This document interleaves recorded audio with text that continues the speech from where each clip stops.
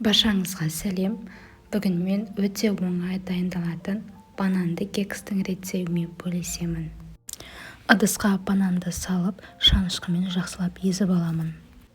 Жұмыртқа салып араластырамын. Шекер салып, тағы да араластырып аламын. Сұйық құямын. Келесі енді ұнды електен өткізіп, силиконды күрекшемен араластырамын.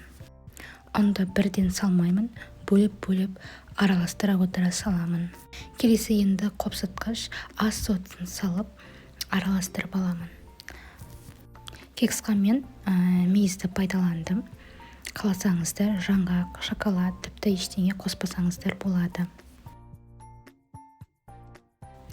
Енді бұны қалауыңыз бойынша кекске арналған формаға құйсаңыздар болады. Болмаса кәдімгі торт пісіретін формаға салсаңыздар болады. 180 градуста 40-45 минутта пісіріп аламыз. Осы мен бананды пирог дайын. Менде 40 минутта дайын болды. Енді пирогты кесіп көрсетейін. Ысы күйінде кессеңіздер болады. Пирог дәмді, жұмсақ болып шықты.